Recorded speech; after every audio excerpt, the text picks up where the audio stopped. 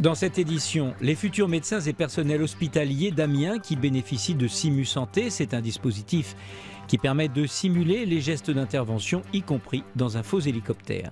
Des chiens et des chats qui reçoivent les mêmes soins de thalassothérapie que nos plus grands athlètes, c'est en Bretagne.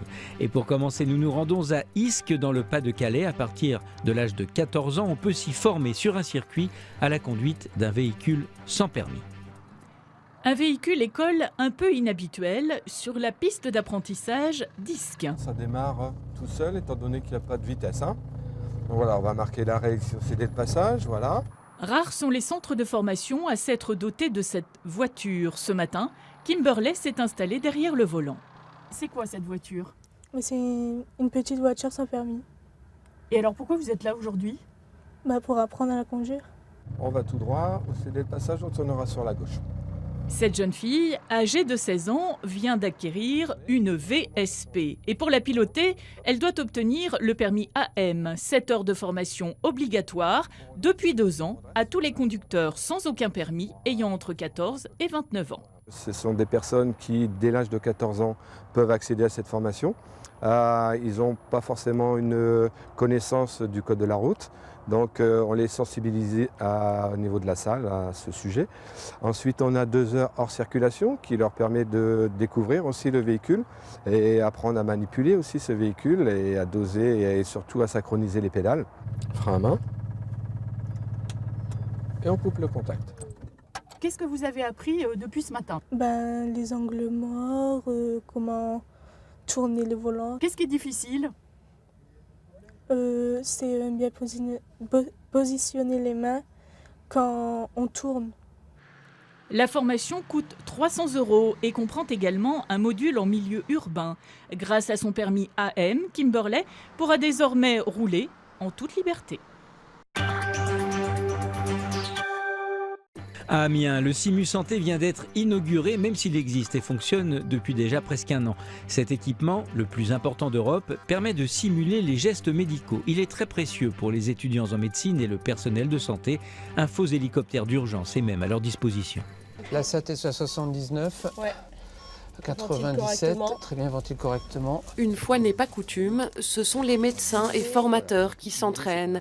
Voici le petit nouveau de Simu Santé, une carlingue d'hélicoptère entièrement médicalisée, offerte par la fondation Airbus. Parfait. La PEP est à 0, le rapport I sur E est à 1/2. Avant d'accueillir des élèves, il faudra encore installer haut-parleurs et caméras. L'objectif final, l'amélioration de la prise en charge des patients en vol. L'idée après, ça va être de réfléchir à une organisation, à optimiser l'organisation dans l'hélicoptère, se poser la question, est-ce que le matériel médical est au bon endroit? Est-ce qu'on peut l'optimiser? Est-ce qu'on peut le déplacer? Est-ce qu'on peut charger de manière différente le patient pour que ce soit plus simple pour l'équipe? Si le centre de simulation existe depuis déjà près d'1 an, il n'en finit pas d'évoluer. Déjà 6500 formations d'étudiants ou de personnel soignant et toujours plus d'innovation. Ce centre a été conçu pour pouvoir travailler avec plus de 8000 personnes par an. On peut aller jusqu'à 10 000 personnes par an sans souci compte tenu du nombre de salles et de formateurs. L'idée n'est pas de former plus et plus. L'idée, comme vous le disiez, est de former bien et c'est pour cela que l'ensemble des formateurs au sein de Simu Santé ont tous des formations de niveau supérieur, en particulier en pédagogie. Et t'enlèves que le premier dilatateur, voilà, celui-là. Ici, un robot qui permet la chirurgie radioguidée. Demain, de la simulation 3D en radiothérapie. Et pour continuer de financer ces enseignements de pointe, l'Agence nationale de la recherche, l'Europe et la région d'un côté, de l'autre, certaines formations payantes.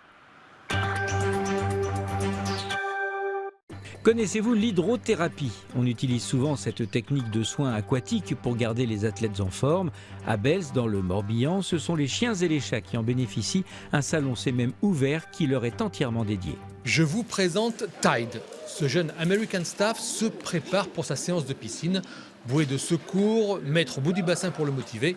Ce chien va passer une demi-heure dans une eau à 30 degrés à nager pour se détendre, mais aussi pour développer sa musculature sous les yeux attentifs de l'entraîneur.